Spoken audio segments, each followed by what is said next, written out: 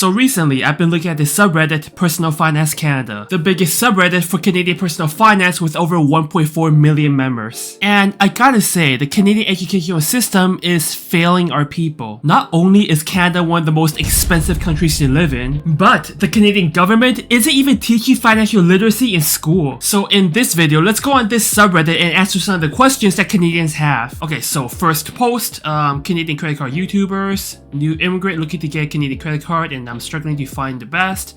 There's just so many. Who would you recommend? I mean, it's pretty obvious. The problem is, I don't see my name mentioned anywhere. I mean, come on bruh, Listman Finance should be at the top of this list. God, I'm such a disappointment to my Asian parents. Dishonor on your whole family. Alright, moving on to the next post. When is it a good idea to invest in a mutual fund through one of the big banks in Canada with 2% MER? The answer is easy. Never. Mutual funds are almost always a bad investment compared to ETFs. First of all, the fees are a lot higher. I mean, 2% MER is insane fees for an investment. Many ETFs, you can get it for like less than 0.1%. Number two, it's actually harder to sell if you invest in mutual funds. ETFs are traded on the stock market, so you can basically buy and sell during market hours. That's not the case with mutual funds. And last but not least, most mutual funds don't even beat the market. It's actually quite surprising, but most portfolio managers can never beat the market. So yeah, in general, you should really never invest in mutual funds. Unless your company has RRSP matching, then yes, you're gonna have to invest in mutual funds. Alright, let's go on to the next post.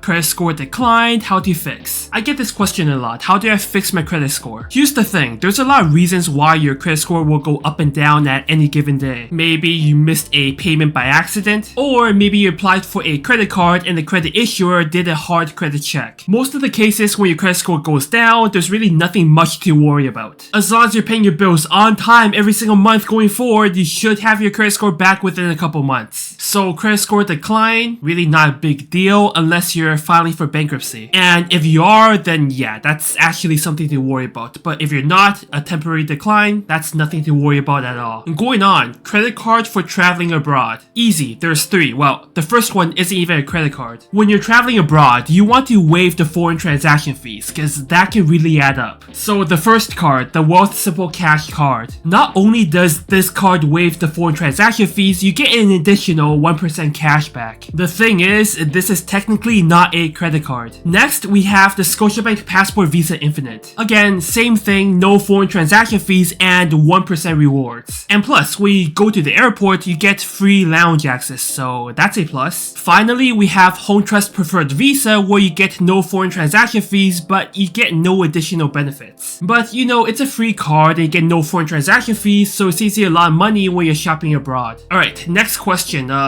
Worth moving from Vancouver to Seattle for about 150k a year USD pay? Bro, I think you're asking the wrong question. I think you should be asking yourself what color Mercedes you're gonna be driving in Seattle. Alright, next question. Come on, man. Paying rent in cash. Personally, when I was renting, I don't like to pay in cash because I don't like to carry a lot of cash. Personally, I would prefer e-transfer, just feels a lot more secure. And honestly, I think that the best option to pay rent right now is through Chexi. And you can pair it with a card like Scotiabank Momentum Visa Infinite and get 2.25% cash back on your rent. To find out more, check out this video. Alright, next question. No fee ATM debit or credit card options. For this, I would recommend the EQ Bank card. You can literally withdraw money from any ATM within Canada and get full ATM fee refunded. For me personally, I keep this card with me all the time just in case I need to go to an ATM anywhere within Canada and withdraw money. It just gives me a peace of mind for emergency purposes. Okay, next. New to investing, seeking advice on where to start with 75k sitting idle. I mean, that's a lot of money sitting idle. Alright, let's continue reading here. I have currently around 60k in my checking. Oh my god, that's a lot of money in his checking account. It's like burning money through inflation. Here's my strategy. I personally keep about 6 months of emergency funds in my high interest savings account. That money is easy to take out in case of emergency situations and it doesn't rot as much due to inflation. So for most people, that would be about $20,000 to $30,000. For the rest, I would just invest it in the market. So the easiest way to invest is the index funds. So index ETFs like ZSP for the S&P 500. Historically, 10% return annually, that's a pretty solid investment. All right, let's keep reading here. He has about 15K in Bitcoins. Personally, I'm not a big fan of cryptocurrency. I think it's too much of a gamble. There's just too many speculations about cryptocurrency and I'm just not a fan of it. I'm still invested in crypto, but it's like less than 0.3% of my portfolio. I mean, I'm still getting a thrill when crypto goes up or down, but it's not like going to affect my life if my crypto investments zeroes out. So 15K in Bitcoins in a $75,000 portfolio, that's like 20%. That's really high. Personally, I would sell most of the Bitcoins for index funds. But that's just me though. I mean, personally, 20% of your portfolio in crypto, that's pretty damn high. Alright, next, will my credit score drop if I close my first credit card account? Got this question asked to me a couple of times, and the answer is it might, just a couple points, but it's not going to be permanent damage to your credit score. Alright, next question. Advice to invest 14K for good returns. And the OP is asking, I want to invest that money in long term for good returns and possible dividends. Here's the thing, depending on your age, dividends shouldn't be a priority until you're a little bit older. So for most young people, I would actually recommend the S&P 500, pretty standard, or a global equity ETF like XEQT. Essentially, that ETF gives you access to the North American market, you know, Canada and the US, as well as developed markets and emerging markets. It's like a one-stop shop for investing. Perfect for diversification because that one ETF, XEQT, owns like 9,500 stocks. Alright, next question. Should I have a credit card? So he was told that having no credit score or credit card was totally fine or even preferable as it prevents him from accidentally going into debt and lowering his score. That's not really good advice. You want to make sure you have credit cards to build your credit score, preferably as early as possible to build credit history, because your credit score determines your loan and your mortgage. See, I'm actually a big fan of credit cards.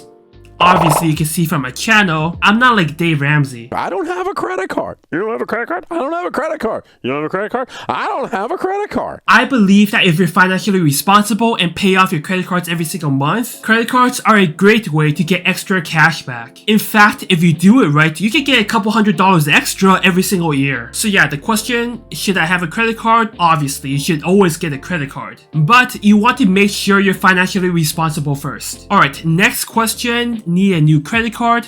Alright, let's continue reading. So a student in Calgary, Canada wants to get a new credit card with low minimum payments so he can pay the amount later. That doesn't sound good already. Let's continue here, but I'm not feeling too good. Situation, I have to go back to my home country and I can't pay the flight right now. So my friend suggested me to just get a credit card and do the trip with it and pay it slowly later. This is the worst financial advice. See, this is what I'm talking about. Our government is failing to educate financial literacy. See, credit cards are great, but this is not how you use it. Credit cards charge insane amount of interest rates if you don't pay back in full. Like 20-something% interest rates. You say you have a good credit score, might as well go to the bank and get a loan for like 10%. Even then, that's a bad idea. But using your credit card to rack up debt, that's even worse. So my suggestion, if you need to fly back to your home country, I mean, I get it. See if your family can help you, right? I mean, just don't use your credit card to rack up debt. Alright, next question. Risk-free investment of 125K for home purchase in 8 to 12 months. So this guy actually went to a bank advisor. So let's see what they said. So first scenario, place $8,000 in first home savings account. That's actually pretty smart. I mean, you save some taxes on that $8,000. Why not? Alright. 1.1% interest rates per year. That's so low. Dude, just a quick Google. I mean, 1.1%? Your financial advisor is ripping you off. Alright, next, 2.5% in TFSA. Dude, that is so freaking low. And 2% for non-registered. I mean, is that high interest savings? If that's... What? Okay, here's the first thing you should do with that money. Fire the financial advisor. Screw you!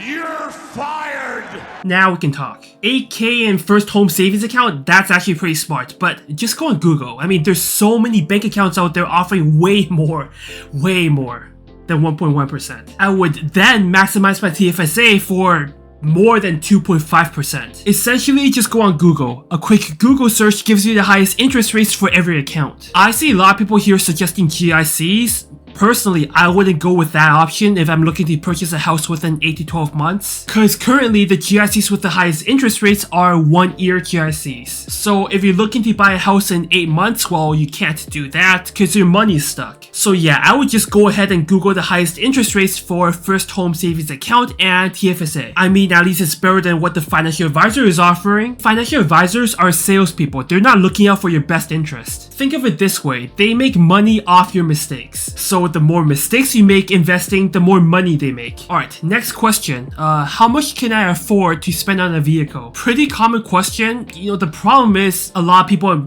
at least in my city, in Vancouver, people are driving like luxury pickup trucks, Teslas, and they're working in the warehouse. You just know they're screwed financially. I mean, I drove a Toyota Yaris for the first 7 years of my career. And to be honest, I loved it. And people actually made fun of me because as I was getting promoted, my car stayed the same. So the conventional wisdom is 15% of your take-home pay. So about 10% of your total income. So if your total income is $100,000, that would mean that your total car payment should be $10,000 a year. That includes gas, insurance, depreciation, service. So if you're earning $100,000 a year, most likely you can't afford a Tesla. Which is why I always wonder, why are there so many Teslas, pickup trucks, and luxury cars in Vancouver? The average household income in Vancouver is like less than $90,000, so financially that doesn't make any sense. Alright, final question. Can I rely on Wealthsimple managed account for the next 30 years for retirement? That's a good question. So if you didn't know, Wealthsimple has robo-investing, or their managed account, where if you type in your risk level, they'll manage your portfolio based on your risk level. I did a video about it a couple months ago. It's very easy to use and very intuitive. So the answer is yes. Hypothetically, you can rely on Wealthsimple robo-investing for your investment for the next 30 years. The only problem that I have is the fees. So how Wealthsimple managed account works is based on your risk level, they buy ETFs, which itself is not a problem. The only problem is Wealthsimple charges you an extra 0.5% on top of the ETF fees for managing your account. And if you're a long-term investor, yeah, 0.5% isn't a lot, but it does add up. So personally, I wouldn't use Wealthsimple robo-investing for my long-term investment plans because, well, the fees does add up. So yeah, that's 15 questions answered on Personal Finance Canada subreddit. Some great questions, some a little bit concerning. So yeah, if you enjoyed this video, please consider a like and sub. And if you're new to the channel, I make personal finance tips for Canadians in my long-form content and financial comedy in my shorts. Thank you all, and I'll see you next time.